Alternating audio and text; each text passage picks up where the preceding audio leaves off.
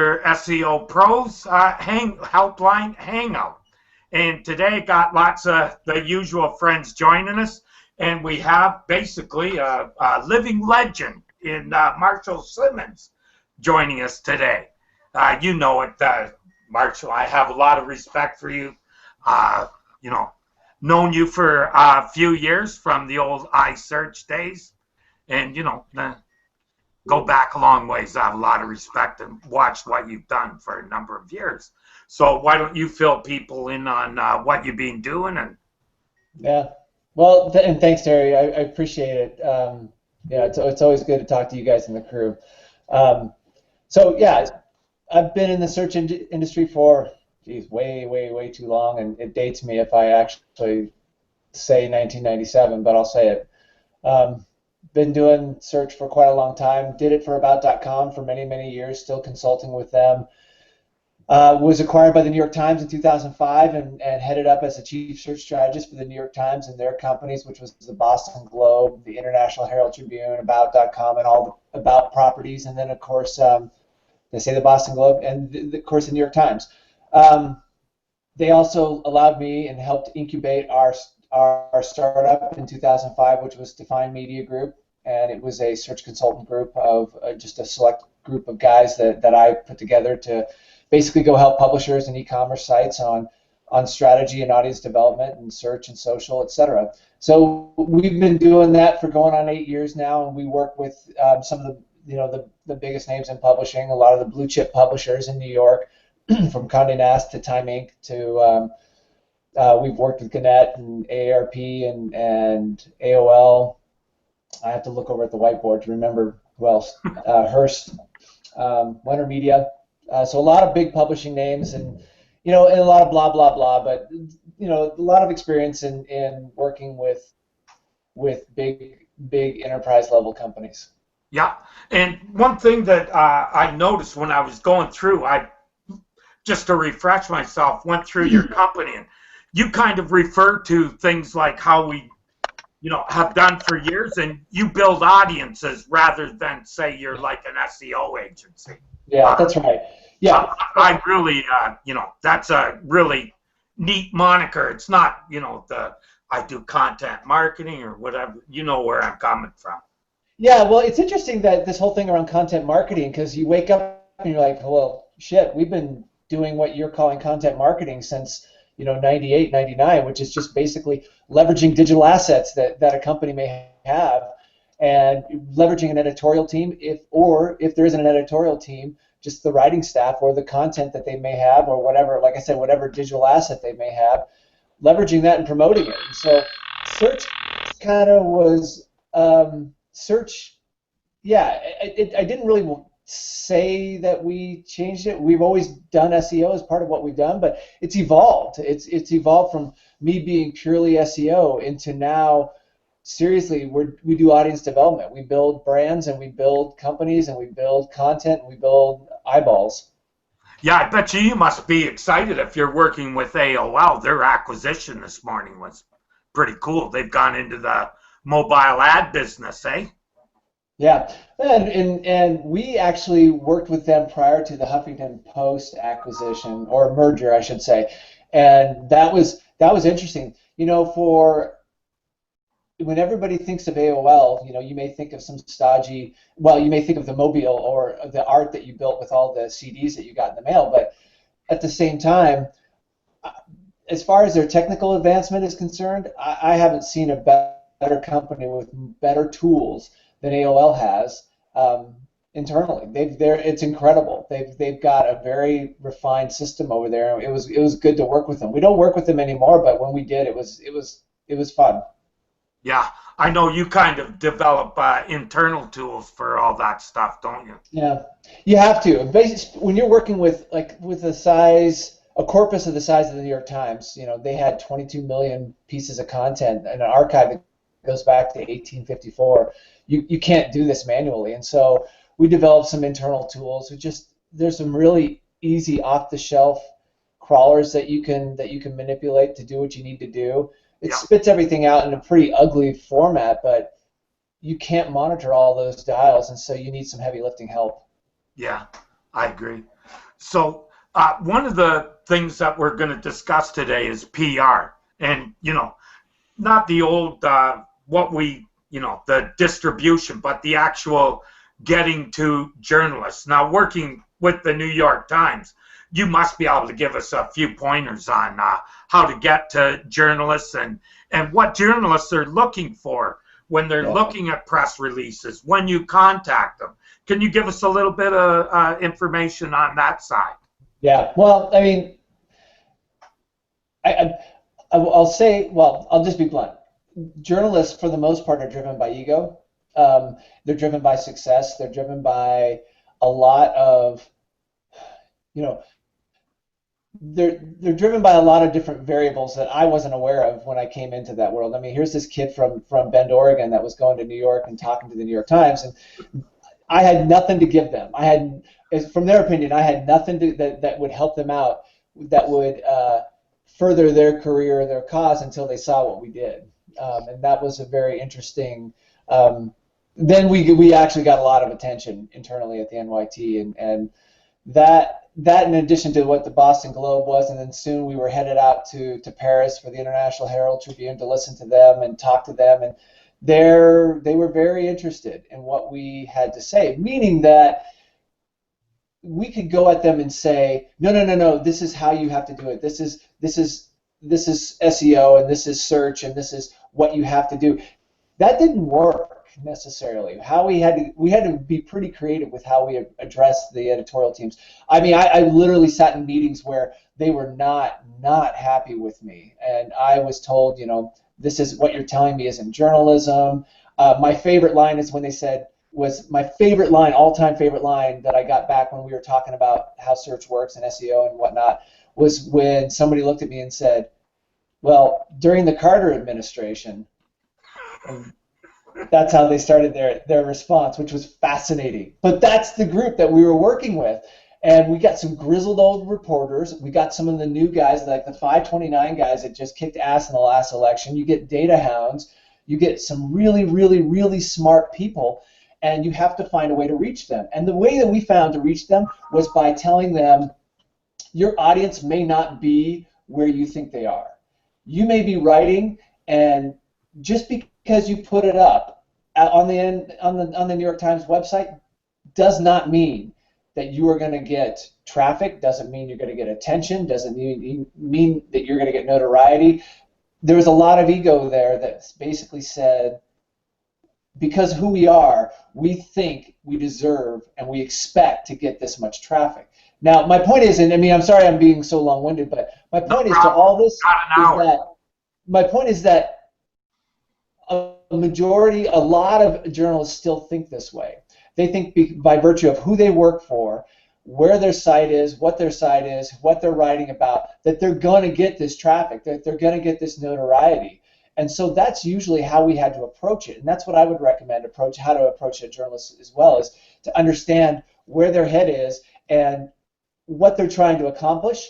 And that is, they want to see their name in lights. They think their article is probably the most important thing that's ever been written on the topic. And I'm generalizing, of course, and using hyperbole, but that's one of the best ways. I also have, sorry, go ahead. So in your press release, you want to give them a lot of the goods for their story, because that's part of it too. They're looking for story ideas, and if you give them the beginnings, right, that they can build off of that would help in getting it into the paper, right?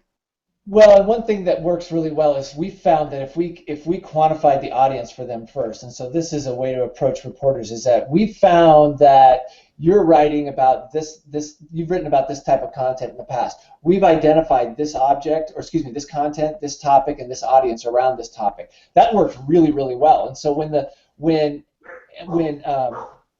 Andrew, I just lost his name, Andrew Sullivan, from DealBook came to us, he was very interested because we said something in a couple meetings that got his attention. And that guy's a force of nature, and that is your audience, because this was during like the 2008 the housing bubble crash, and people were talking about all these specifics around it, but they were missing the boat. They were missing the target market completely.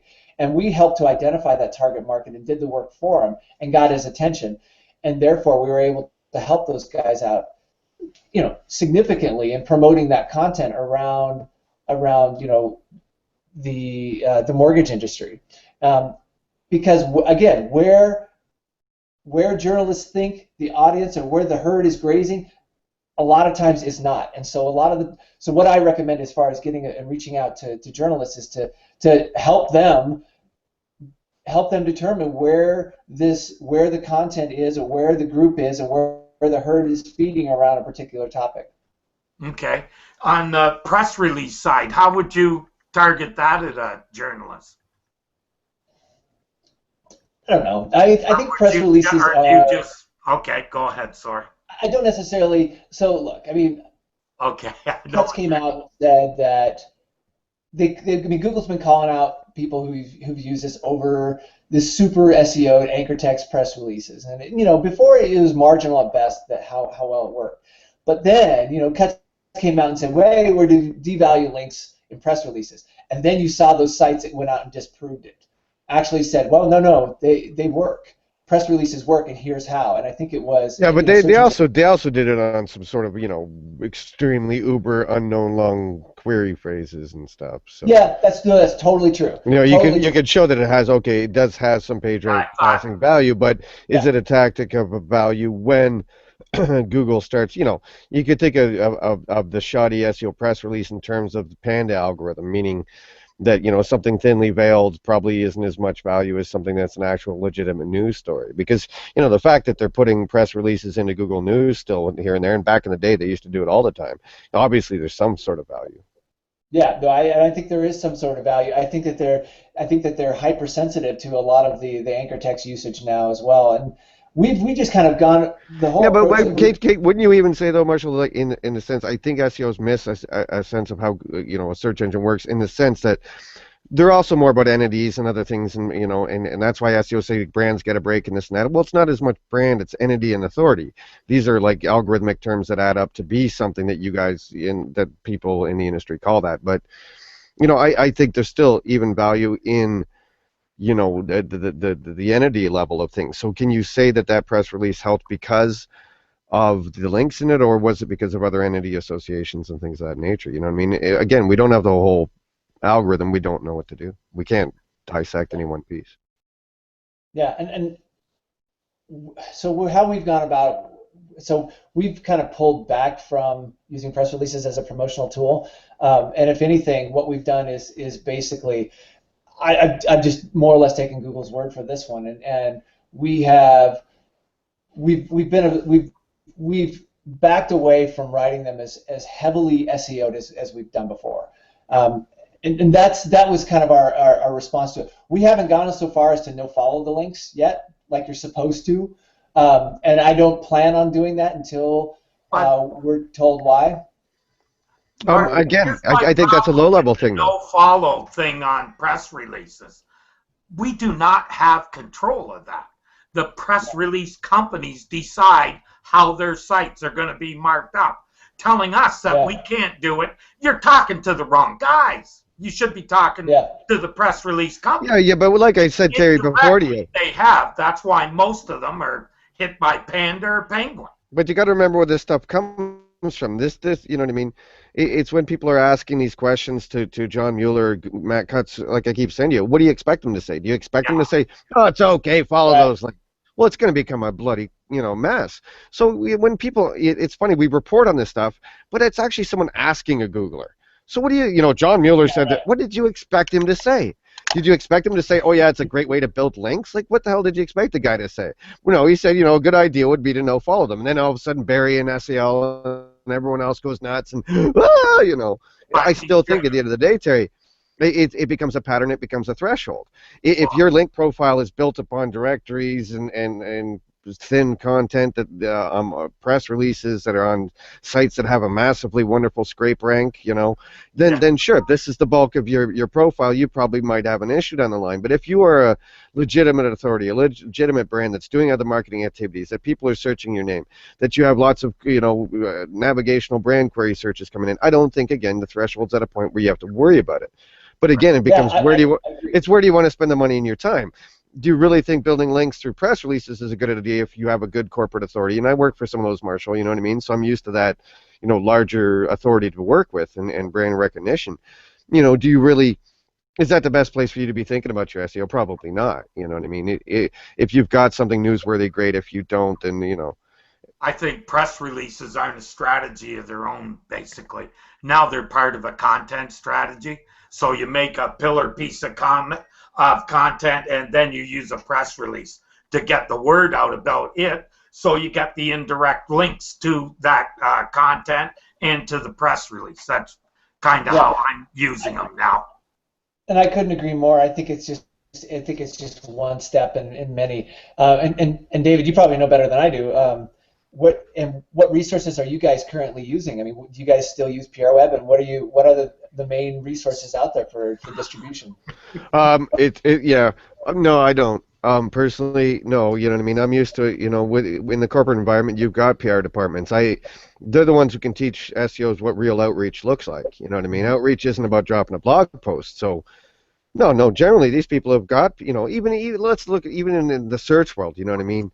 I know reporters at the Wall Street Journal, at the USA Today, other places. So if I'm really trying to get a story out there, you're using your Rolodex to once again date ourselves here, boys. But a proper corporation is going to have those outreach channels, have those people you can contact, or even if they don't, you know what I mean. I can approach someone saying I'm, working with Volkswagen or somebody, and they're more than happy to talk to you. You know what I mean? If I'm a PR firm right now, I'm going like this: new business.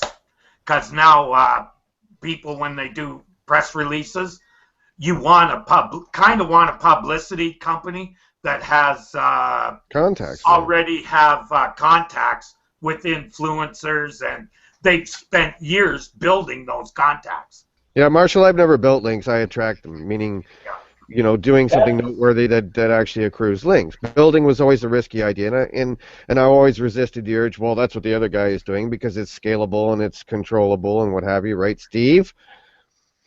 So, you know what I mean? Yeah, I've never been of that mind. I've always been of the mind of attracting them anyways because, it just makes more sense in the long term. So. Well, we're still using PR Web, and we're still using Vocus.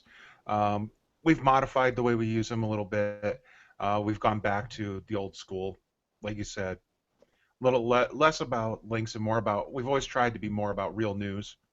Then earlier we talked about how do you target reporters. We've always tried to, if we're going to do a newsworthy, time-sensitive type press release, we try to find a journalist who's written about that topic and either come up with a different point of view or even a supporting point of view for them and hit them directly because they've already written about it, so they already have some knowledge on the topic, and they're likely to be interested in continuing the discussion.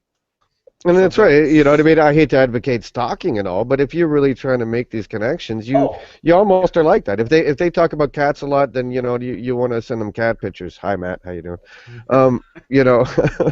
But yeah, you know what I mean. I think that's more the direction I've always believed in, Marshall. So, you know what I mean. The press releases for links is just silliness, Yeah, I don't find it stalking at all. I find follower wonk to be a really useful tool to go out there to see where the influencers are. We actually advise quite a bit on that to go out and look at your competition, to look at some of the more prevalent and active the more active Twitter handles and dig into their audience. And follower wonk is a great tool for that because you can search on editor, you can search on journalist, you can search on writer, you can search on all these terms to basically once you output the XML feed, and it's actually really useful. So I don't think it's stalking at all. I mean, that's exactly what we all used to do anyway when we were I mean, it's what I did when I was promoting iSearch as well, is going out there and finding people out there. You know, there was Locker Gnome was one of the guys I'm sure everybody remembers Oh, back yes. in the day. Yep. You could go out and you would seek that guy out to tell him, we've got a new product. When we were promoting the Intel Pentium 2 chip, hey, do you want to see the press release on this, or do you want us to send you information on that? I think that's part of the game. I think it's part of, and journalists want to be found for this information. That's why they're all on Twitter. That's why it's a mandate within the Times that you're on Twitter. There's a reason behind that, because not only just outreach, but it's also, and if you are a journalist and you're not on Twitter, or if you're not on Google+, you're not taking advantage of your personal authorship and your author rank that you should be building up, because you can take that with you. And that's what we're trying to quietly tell all these authors and these journalists is, go set up your profile as soon as you possibly can, because your company's not gonna claim own your that. space out there, man. You got to go out and slap your down your footprint. And if you know publishing, I can't tell you how incestuous it is, and you can just follow people from Newsweek to Time to Sports Illustrated. So what's the opposite, though? No, okay, but what's the opposite advice to a corporate client, in the sense that, do you let someone control your social graph that can leave at any time? You know what I mean? Yeah. There's two sides of the coin, almost. Like the one I always refer back to is, what was the famous giving advice, Ask Abby or something like that, or whatever. Dear. When we were all younger, and so many people had done that job over the years. It was a persona. So what's the advice as far as persona v letting your staff members? That's a great point.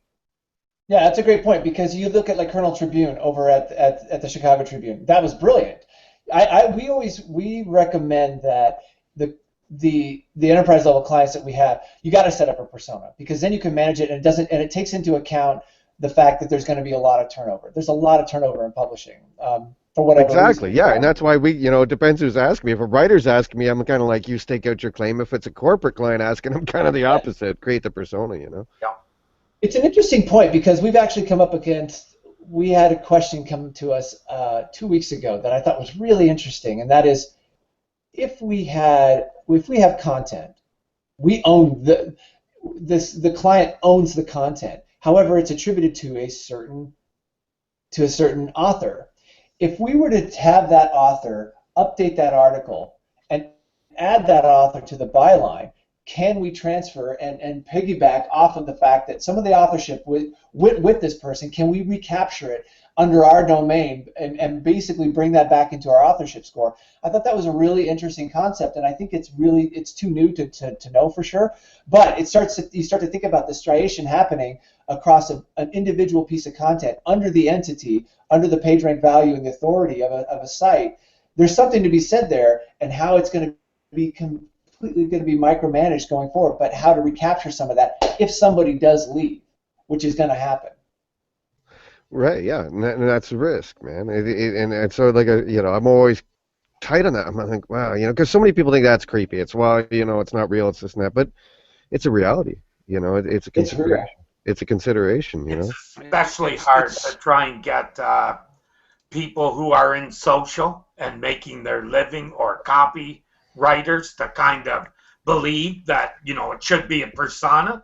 The other thing is, sometimes that copywriter may be very good and all that, and a good writer, but if you're writing for the New York Times, it's different than the Bukawa, Sentinel.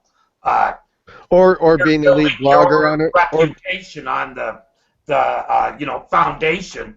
Or being the lead blogger at a corporate site, or even the lead blogger at an e-com or corporate site, or anywhere. These are the considerations, especially with smaller businesses, because they've got even higher turnover, I'm imagining, you know what I mean? Like, to a large degree, so, Colonel Sanders is still alive and well, apparently. It becomes like the old days where people would let employees register domain names. Well, what do you do when that employee leaves? You're screwed, because they own your website.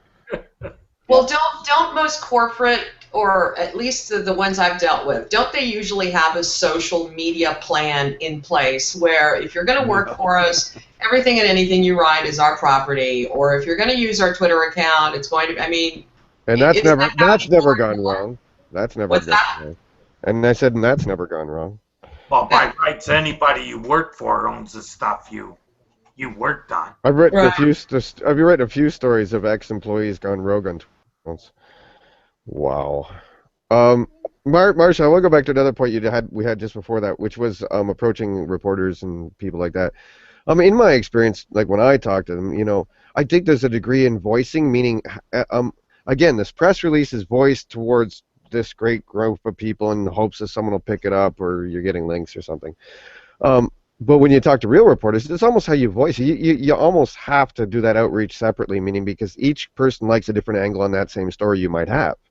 You know what I mean? So my company's got this noteworthy story, and we're gonna shop it out through PR and what have you. But the guy at the Wall Street Journal wants this angle. The guy over at the USA Today wants that angle. And it's almost these writers have their own personal ways of writing and their own ways they go approach a story. So you could shop that story to multiple authors and writers. But how you approach them even in that individual email is probably more important to get their attention, to get them salivating over it, to get their angle. Remember the guy at the Wall Street Journal, we were talking about, what was it, Terry? Overstock. And he was like, Dave, I want the baseball steroid scandal of search. And I was like, really, man, are you all right? Like, they want to see Google doing something bad because they know it sells papers. Right. So in your outreach, you almost have to tailor it to the author to that degree too, by knowing their writing style, knowing how they approach a story. No. How would you want to get that email? I mean, do you want, if you're writing for a relatively conservative newspaper, and if that's your lean, and you want to get something that has a liberal slant to it, what is that going to do? Is that going to tempt you to cover that story? Probably not. And if anything, you're going to take the contrarian view of that, and that could actually hurt more than help. So, yeah, look, content creation, and we'll call it content marketing, has never been easy. I mean, that's some of the hardest work out there. And if you're not working for a site that has an already established endemic audience, you're going to be doing that. And there is no more arduous work than going out and trying to develop those links or those kind of relationships. Nothing more arduous than that. However, it is really, really beneficial if you can hit one of those NY Times employees or reporters on the right time with the right message. But you really have to know them. Do you know how Andrew Sullivan writes about the banking industry? And do you know how the particulars of how our movie review sites work? And if you don't know that, you're wasting your time. You're absolutely wasting your time. And so I think you have to, I mean, ultimately, like we're telling all the reporters as well, you have to know your audience. And if you don't, there's no point in doing it. For sure. It's easier to sell refrigerators in Saudi Arabia than it is in Northwest Territories, for sure. Well, keep yeah. it simple, Dave. I tell you, just keep it simple for them. When the whole outreach craze started 4 years or whatever ago, the first thing I started doing was looking up the word outreach, and wow, amazing enough, it comes from the PR world. And if you read how they do our outreach compared to the SEOs write about it, it's kind of weird, man, because the SEOs are all about links. Oh, we're taking pictures. Marshall's taking pictures. Look at him go. Cool. Wow. We'll be sure to see that later. He's just playing with buttons. Had you known that, you would have worn pants, right, Dave? Oh. Who's got the dog? Okay, so another thing I wanted to discuss a little is how you write your press releases and stuff for news, and especially the SEO side of it. I guess a lot of that is kind of gone, but there are boosters that are known for news, like adding the pictures, adding PDFs, adding video. Pretty near any media you add to a press release makes it score higher on, in the news, the major news sites.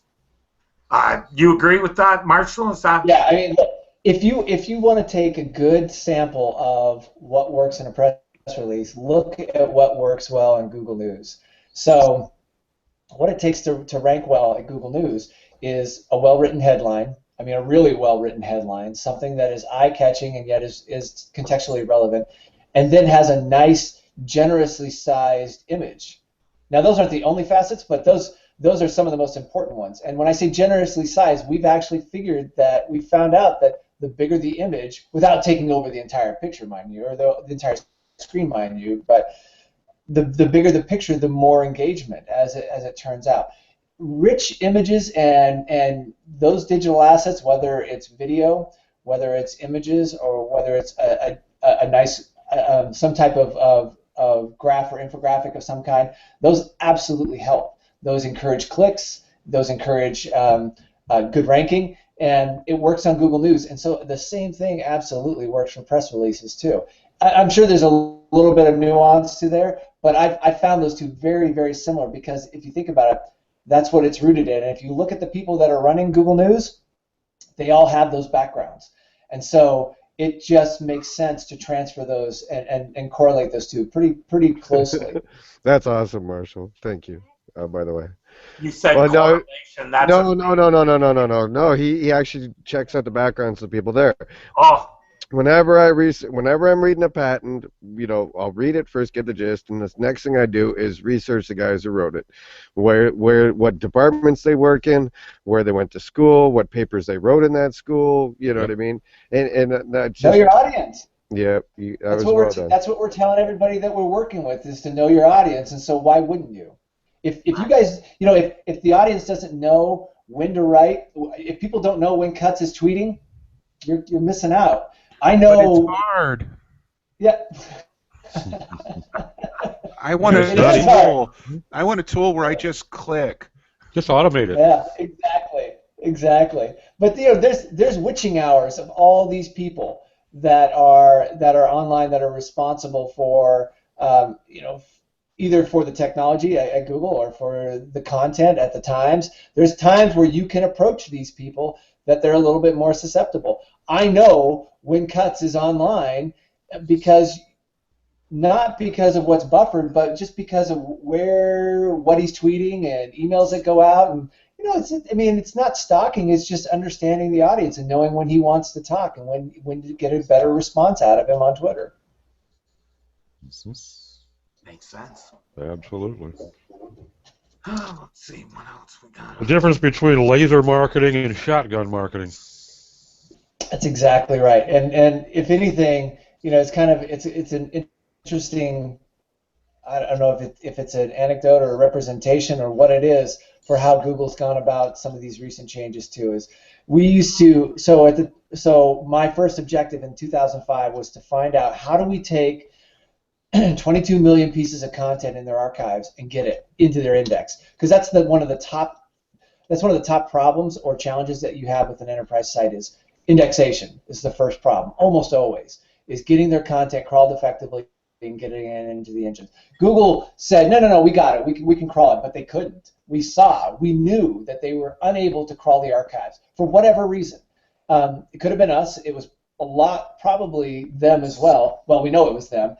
How do we get that content in? And so we did. We got a generous amount, with the exception of the paid content. We increased indexation 12, 15 million, and that worked out great until around 2010, where Google's like, you know what?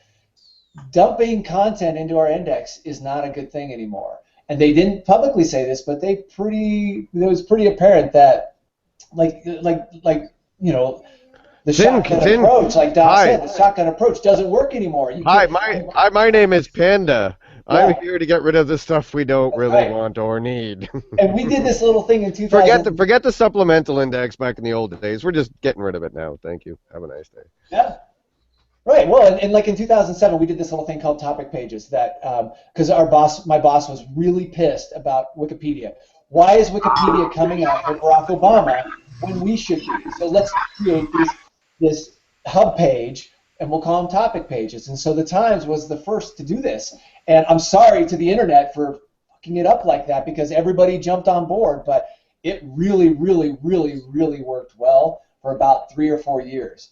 And now, if you've noticed, I don't know if people paid attention, but the Times has pulled back. We wrote a white paper on it on the Define site about why you should not do topic pages anymore, because it doesn't work, and it's not a curated model. That shotgun approach where we were just taking every bit of our database and dumping it in there to the tune of about 25, 35,000 pages that we did relatively fast in about 3 or 4 months. That didn't work anymore. How cough. The difference is between what you guys did and what most SEOs do is you wrote about it after the fact saying this is why you should not do it. They tend to write about it at the beginning going, wow, look what we found. And that's the big difference between what was done at New York Times. A lot of people did see what you guys were doing, and we just went, and kept our mouths shut and kept on working. Yep. Where, we have a problem in our industry where people, I don't know if they're trying to make a name for themselves or whatever, but when they spot something like that, they got to write about it. They got to tell everybody how smart they are because they figured out a loophole, or they figured out something that's going to work. And Brian Provost, yeah, I can't, Steve, I can't agree more. The Brian Provost, so people will say to us all the time, why don't you guys blog more? Why don't you blog more? And Brian Provost, who works for us, is kind of our no bullshit resident in chief, and he's just like, because we're fucking working. That's why. That's why we're not blogging. Love it. Because we're busy. And I noticed your blog was a little sparse. Yeah, because his theory is that his whole theory, and it's not a theory, is like if you're blogging and if you're on Twitter constantly and blogging and making noise, it's because you're not busy. That's Terry's. Terry's always had that theory. Yeah, see him pointing there? Because every time it'd be like, wow, I haven't seen Jim Boykin writing for a while. Wonder what's up. It was like, well, apparently he needs some work, Terry would say, Yeah. And I've done that too. I'll admit to being guilty of that. So, yeah. Well, that's how you get your name out there and you get work. It's, Right. You got to make some noise. Yeah, and you absolutely have to establish credibility. There's no doubt about that. I think that you can. If you go look at our blog, the only thing that we talk about is we don't talk about strategy as much as we talk about tactics. I mean, if you go look, I mean, we broke that story about image search going away. And when Google changed the UI to their images to their image search in January, we went out and looked and saw that it decimated traffic. Like 80% of all image search to all of our clients across 80 different clients across these publishers, these major publishers, it dropped significantly. That's big for you guys, I bet. That's news events must be huge. Yeah, it sucked. It absolutely sucked, and we've tried to kind of raise a little bit of awareness around that. To what degree has it worked, I don't know, but that's what we choose to blog about. We choose to blog about data that we have that we can quantify, and I think it's good. If you go to Search Engine Land, there's a lot of good prognosticators and talkers, and that's great. I think that's important for the industry. However, I don't have time to read it, and I certainly don't have time to write about it. I mean, somebody asked me yesterday, hey, go write about Bezos, because you guys are the news publishing experts, I guess, and go write about Bezos buying the Washington Post. And I was going, I don't have much to say about it. Yeah, I read patents and papers. Why would he buy a newspaper? Why would Amazon buy a newspaper? Doesn't make a lot of sense. Someone wants a new hobby. Because I read patents and papers all the time. Everything comes up in Search Engine Land. I go, oh yeah, I read about that about 5 years ago. Okay. Yeah. Wow. Yeah, that's why everybody should be following Slosky, because that guy writes about patents and he writes about what he's seeing in the patents and what's coming. Because you're right. I mean, Dave, you're right. It's exactly like, oh, that technology, they actually got the patent for 3 or 4 years ago. It only took them that long, and you can see that window shortening. By the time that when they issue patents to when something actually releases, is actually that window is getting smaller and smaller all the time. Google could patent opening a door and get it passed in no time. I bet you. Yeah, but you know what I always say, Terry. The papers are the future. Patents are our history. Meaning, because I'm really good friends with Bill because we're very lonely in what we do. For good reason. Nobody cares. Thanks, guys. Love you too. Anyway, so. Actually, the funny thing is Marshall, is that papers are actually where people's headspaces are at. Because a patent's something that somebody figured out and they played around with it, and then they said, well, this might work. We don't know if we use it, so they'll patent it. So when it's filed, it's probably a year or so old by then, and so on and so forth. So when it's actually awarded and everything else, even stuff like that one from 2012 Steve was talking about earlier, was that this show or the other one? I don't know. Anyways, was the other one. That was the last one, sorry. Anyway, Steve was talking about a patent filed in 2012, January, and even then you figure probably, 2011 is when they came up with the thing to write it and everything else. So it's papers. It's these kids in Stanford. It's these kids at MIT. It's what they're thinking about. It's what they're dreaming about. It's like, where did cell phones come from? Star Trek communicators. You know what I mean? So you look at what these kids are writing in Stanford and everywhere else in these papers, and oftentimes Google will sponsor them and stuff. So you think this kid might get a job later? Yeah. So, it's almost that's where the future is. Patents are almost the past already. And that's what's scary about it, is so many people think patents are, whoa, look, Bill, or whatever, It's like, no, dudes, you're missing it, because the patents are actually just what they thought about 5 years ago or 2 years ago or 3 years ago, So, anyways, off track, my apologies. Yeah, No, it's kind of finished. Go ahead, Marshall, sorry. No. I'm just going to ramble more, but go ahead. Okay. Right now, Terry, I'm writing up a patent that was just endlessly fucking interesting to me, of course. But it's based upon mobile, and it's based upon, again, user behavior metrics. And what it's tracking is, let's say, it's geolocating you on your mobile, and you're doing things around golfing at certain times of year, certain days of the week, certain, do you golf on Saturday or Sunday, etc. Do you go to visit relatives at Christmas every year? Do you go to visit relatives in this and that? So the idea behind it, Terry, is to deliver advertising based upon the location where you are in a predictive model behaviorally. Right, not just trying to geo IP you based upon that moment. If I'm Google and I know you're going to see your parents in Thanksgiving, which would be in the States in November, here in October, I can start serving you ads based around that location you're going to, and so forth and so on, because I know every year you generally go to this place, or Mother's Day, or parents' birthday, or whatever. So it's all about behavioral targeting on mobile devices, combining geo IP with habitual things that you're doing, to deliver ads, of course, but it'll work for search too, regular search. So. For sure. That's how personalization is, taken over. If you look So just to try and swing back around, so I'd imagine on the PR world, as far as delivering news and getting your story out, again, it's going to play into people's habits on a behavioral basis far more than it would in the past, meaning post-caffeine. Caffeine's new infrastructure, so they add more servers, they have more computing power, more cycles, so they can do this behavioral targeting on tighter levels. And if there's anybody that understands behavioral targeting, it's freaking Amazon. And Amazon does a great job of this. And so if I were to say anything about the Wopo purchase, which I don't have anything to say about it, but I will, it's that the recommendation engine that Amazon has is certainly getting better. And if anything, I check it out when I'm on Amazon. Not only that, but they have access to some pretty good hardware that they could deliver to their subscribers that makes it a really interesting, compelling model for the new generation that they're trying to help understand that we need journalism.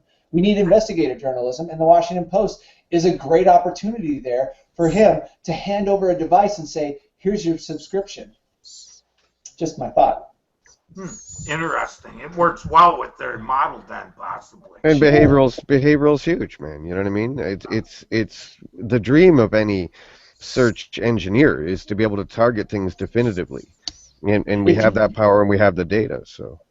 Yeah, and Amazon has the data, and so they know if I'm buying a subscription to the Washington Post and I have an Amazon account, they know what I'm watching and what I'm reading and what I'm partial to, and they can serve up content and have an editorial calendar that's built on my personalization and my likes and dislikes. And so there's something very strong there, and that's why I think he made a very good move. Is he bought a medium that's going to allow him to create content that's individualized to a particular audience. And again, the data. Think of the data, man. You know better than anyone. The data access will be huge, man. And guess what? Paid content works. We know it works. You can ask people to pay for content that they like, and they will. Even youngsters, we know at the Times, will pay for good journalism. They'll pay for good content. Even though they know they can get it free, it's not as good as if you were going to the Wall Street Journal Do you guys Or if you're going with the times. do they have some sort of model as far as like breaking it down into like, say I only want to hear about the Toronto Maple Leafs and I can just get news about that. Like how finite do you see the news world getting and how they deliver the content? The reason I say this is because media is kind of delivered more and more that way. You know what I mean? If it's Netflix and I want to watch, Arrested Development, 5 of them tonight, or I want to watch the entire series or just one, or content's being broken into pieces smaller and smaller all the time in delivery models. Do you see news going there? Absolutely. Well, it has to, I think. And like, I think I mean, the paid model at least. Let people pick and choose what they want to have and have a subscription model for that. We know. So, okay, here's the thing that we knew at the times is that, and we knew, and this, quite frankly, we know that the audience was getting older and retiring and aging and dying. And that we know that the sweet spot for an NYT subscription was 35 to 75, and that their number one comment about what they liked about the newspaper was that it was a visceral experience. It was opening it, it was going out to the front step, getting it, opening it, folding it in a certain way, however you read it, having a cup of coffee or whatever, and enjoying that experience.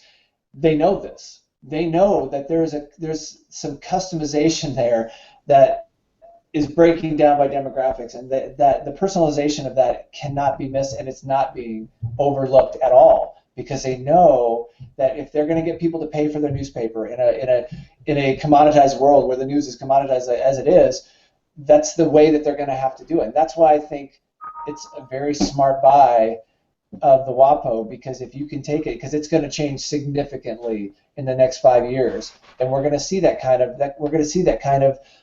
those demographics broken out even more based on personalization and likes and dislikes. For sure, especially with Google Plus and whatnot gathering tons.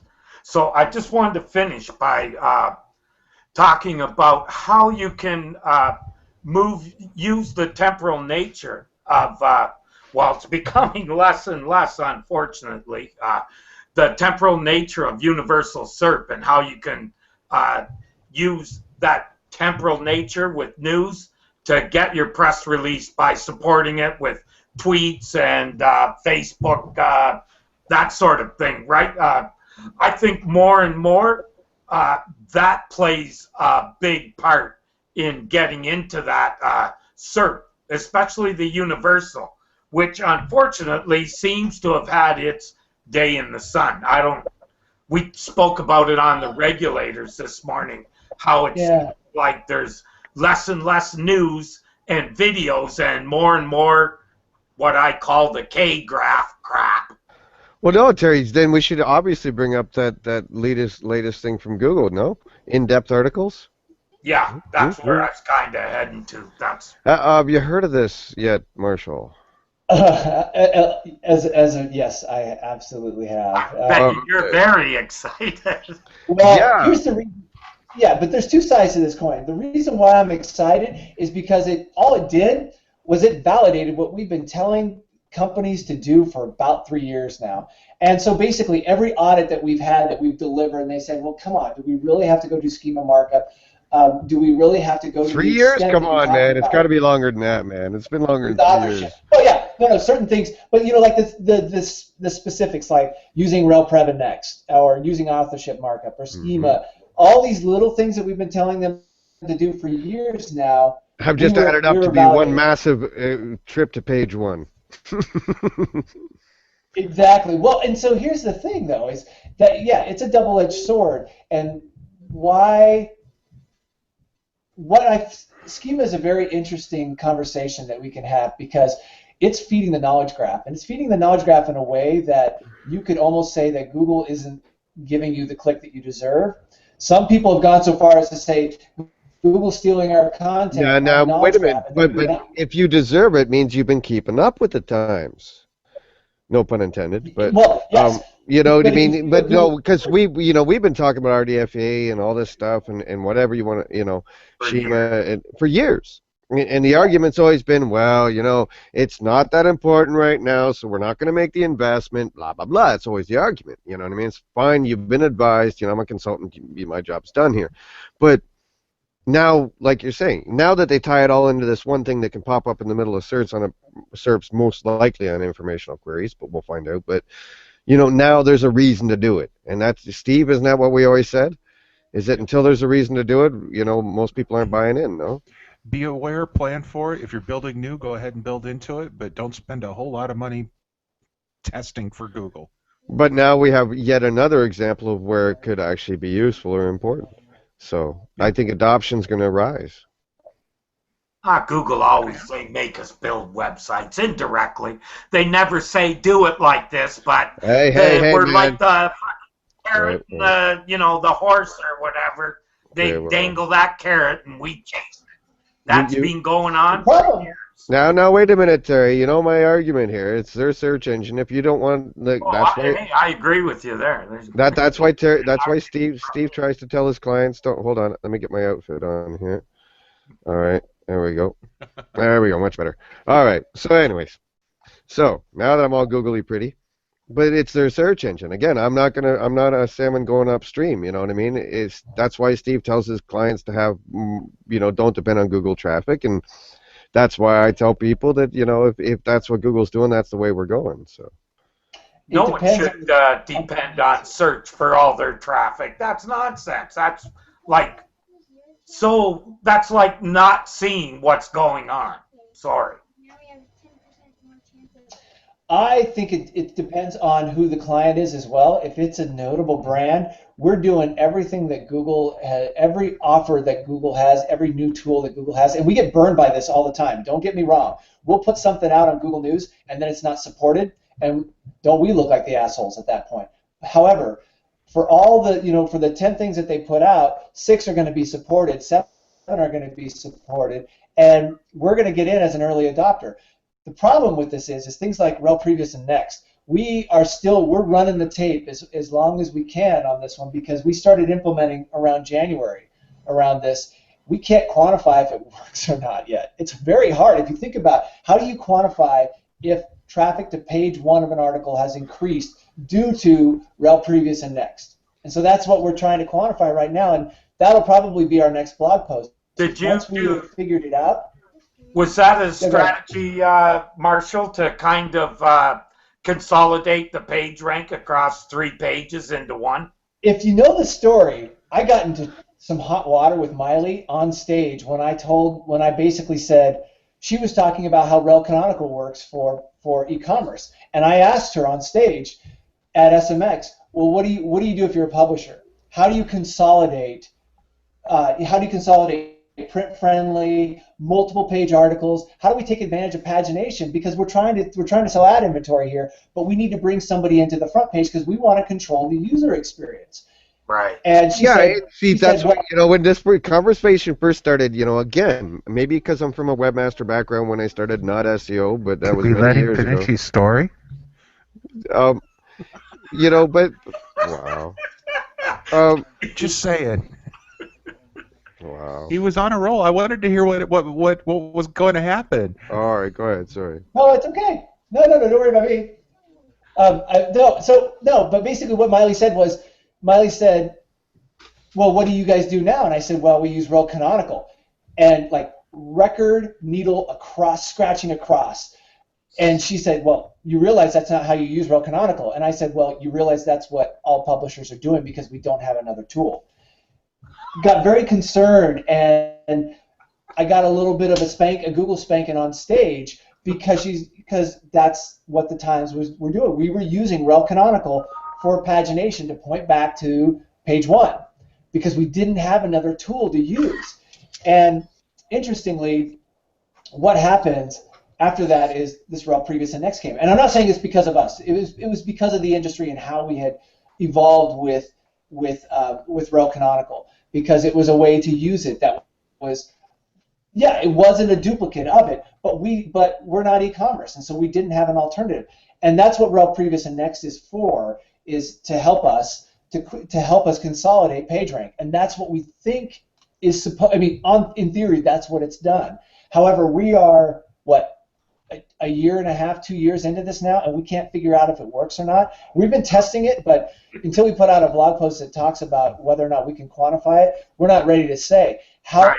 However, coming back to the point is that we absolutely are going to integrate this with the publishing team as quickly as possible, because we want to get ahead of that curve, because we found some correlating factors to say that even if Google puts something out and we rush to do it, to integrate it, yes, that works with some enterprise level clients. It doesn't work with everybody, but there are those that want to innovate quickly enough to take advantage, to stake your claim, to get to take advantage of the new offerings that Google has, that it's worthwhile to do so. Like I said, 7 out of 10 times it works. It's those other 3 that makes us look a little silly.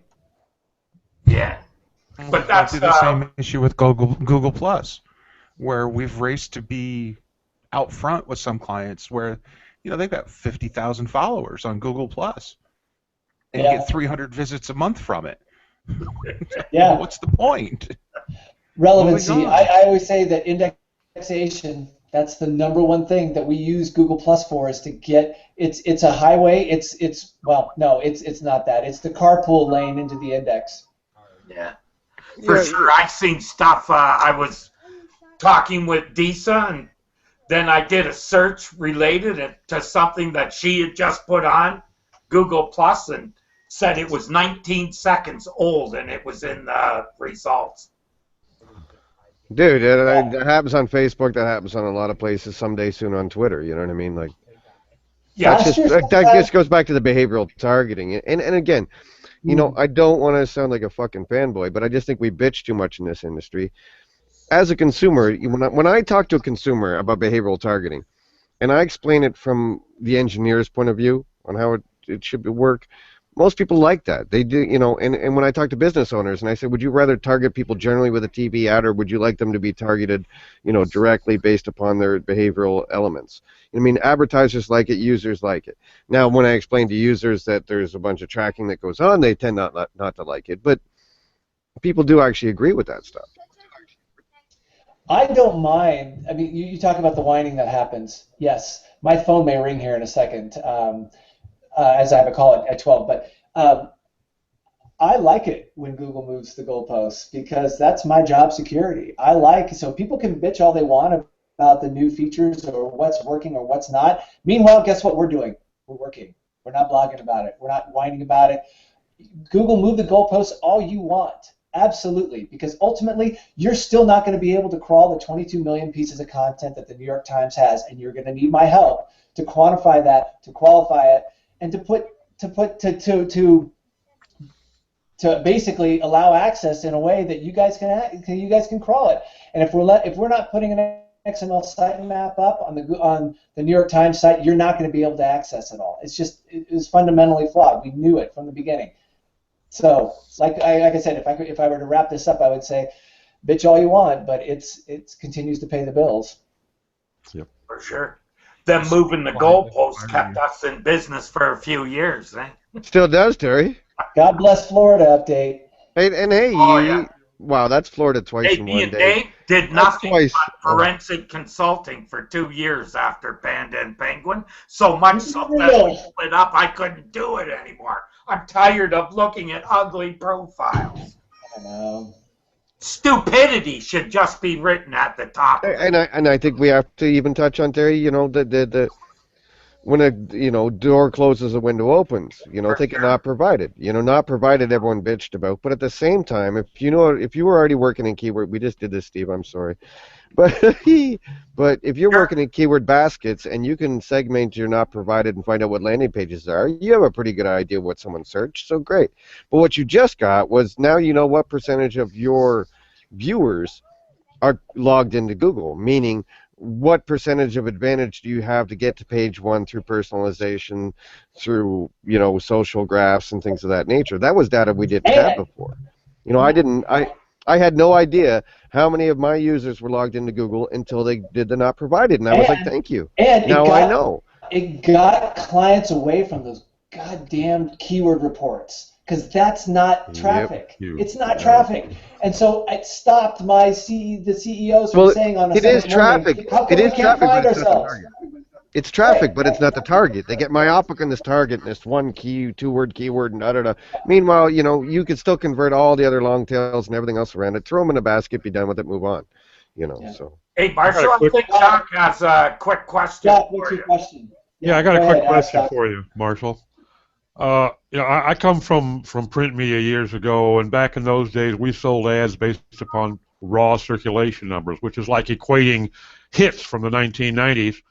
There's not really any value in it. I'm just wondering, for your work, say at the time, what is really their ROI metric for the cost of what you do? I mean, Oh, what is the biggest ROI yeah. metric?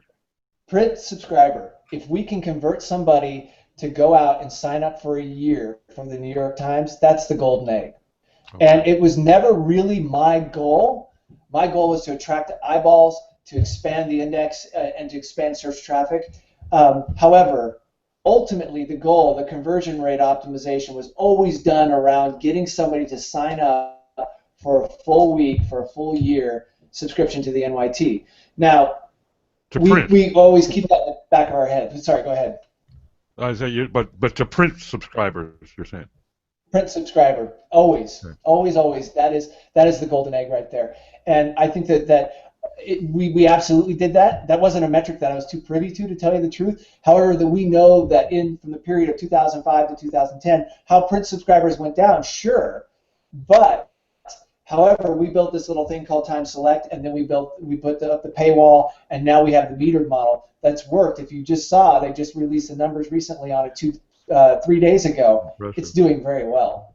Yep. Yeah, that's what It's I because wanted to the ask Time you. understands. It took us a long time, but the NYT now understands the value of link equity. That it's a little bit hard to put a figure to this number, it's a little bit of an ethereal concept, but you can put a dollar amount to it, and it took them a year as they were going through this process to realize that it's important to not wall off the engines ever. And any external link needs to have full and complete access to that article.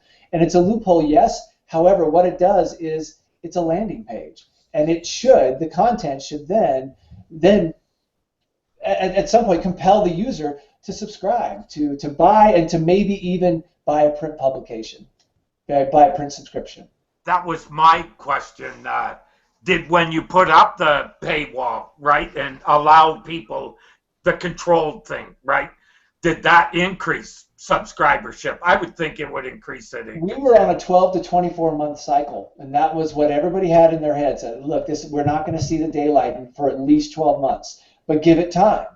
Give it time to figure out, and they did. That's the one thing that the New York Times is good at is they will make a change, like Time Select. They put up right when we joined, and we immediately said we got to start building a business case to pull this down, because you're taking some of your best, most lucrative writers and content, and you're sequestering it, and that's not the way to do it. And to their credit, they took it down within 18 months. They took it down, and then we started working on a different pay model because they saw the writing on the wall, and good for them. And they continue to be innovative in that respect. And look at what everybody's doing now. They're all following the Times model of the metered model, and that's to their credit as well, because it works.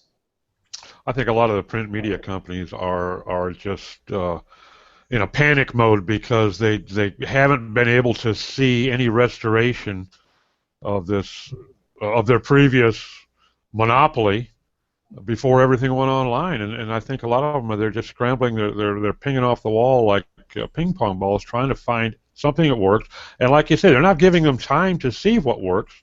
So yeah, it's to the Times' credit that they're finding the courage to wait and see. Well, they also divested the Globe and the corporate jet and the Red Sox to help pay those bills too. So that helps. So it gives them a little bit of breathing room. Okay, well, I know there's a few people, and I know you're always really busy, Marshall, so I really appreciate that you come by and shared your knowledge with us. It's always great. Yeah, no, I appreciate it. You guys are always on the tip of the spear, and so I always learn a little bit by talking to you guys too, because I don't get in the weeds as much as I used to, and you guys always give me that insight. I'm sometimes up at the 50,000 foot view too often, and so it's always good to hear what you guys have to say too, because I've already taken some notes of things that I got to go check out. Ah, cool. Well, it's always a share, that's where we kind of come from, and Yeah. everything's shared. Yeah, so thanks for the opportunity. It's always good connecting with you, Master T, and everybody else. So thanks for the opportunity. Thanks, Marshall. You'll hear from me again in the future for sure. Yeah, cool. When All right, guys. you're, in your wheelhouse, I know you always have good contributions. Yeah. Okay. All right. Well, thanks, everybody. I appreciate it, and have a good summer. Yep. Thanks, Marshall. Take with care. that, we'll end the broadcast and go make lots of money, folks. See y'all later.